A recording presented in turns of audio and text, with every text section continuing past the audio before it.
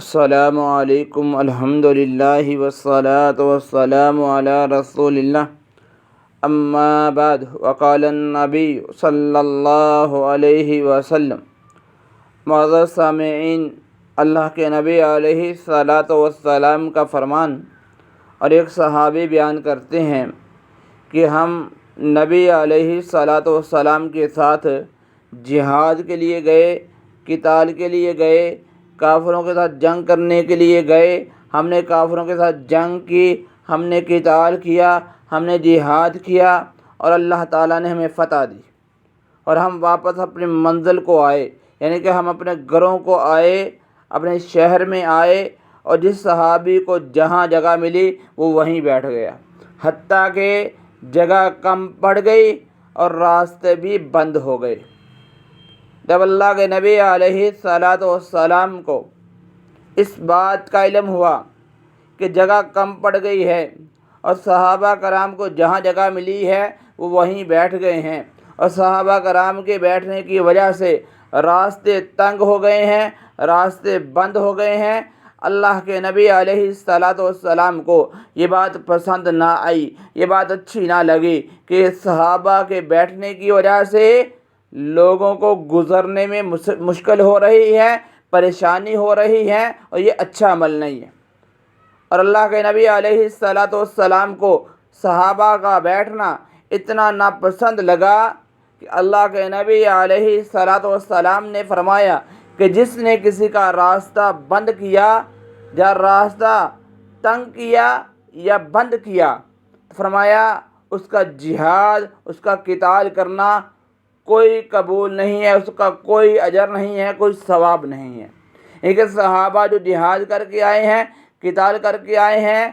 فتح حاصل کر کے آئے ہیں، تو اس فتح کا ان کو کوئی فائدہ نہیں ہوگا، کوئی نفع نہیں ہوگا، کیونکہ انہوں نے لوگوں کو تکلیف دی ہے۔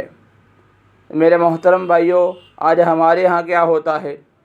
ہم کوئی بھی کام کرتے ہیں، پہلے روڈ بند کرتے ہیں، روڈ بلاک کرتے ہیں، پھر کام کرتے ہیں۔ اللہ کے نبی علیہ الصلاۃ والسلام نے فرمایا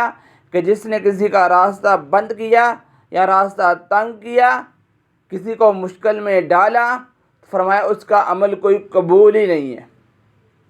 آج ہم کیا کرتے ہیں، ہم نے کوئی دیوار بنانی ہے، ہم نے گھر بنانا ہے، ہم نے کوئی چیز بھی بنانی ہے، پہلے گلی کو بند کیا جاتا ہے،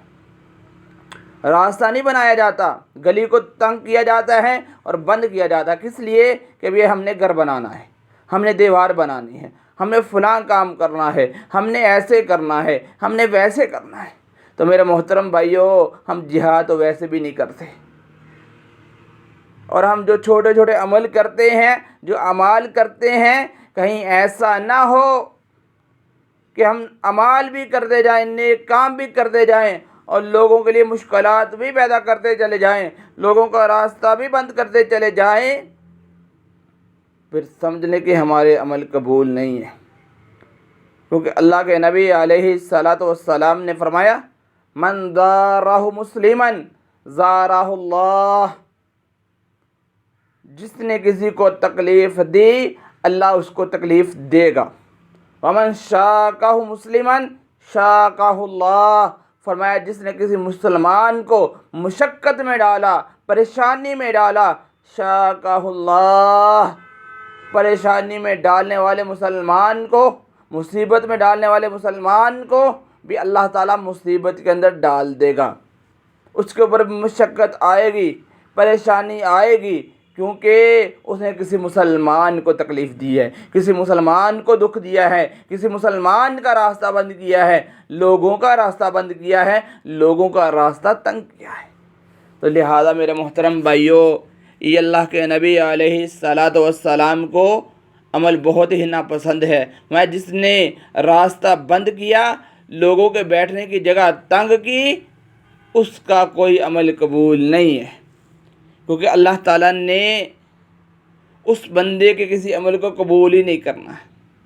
کیونکہ عمل کیا جاتا ہے اللہ کو راضی کرنے کے لیے، اور ہم عمل کرتے ہیں اور رب کو ناراض کرتے ہیں، یعنی کہ رب کے بندوں کو تکلیف دیتے ہیں۔ تو لہذا میرے محترم بھائیوں، راستے کو بند نہیں کرنا چاہیے، راستوں پہ نہیں بیٹھنا چاہیے، کہیں ایسا نہ ہو کہ ہمارے بیٹھنے کی وجہ سے کسی کو گزرنے میں تکلیف ہو، پریشانی ہو،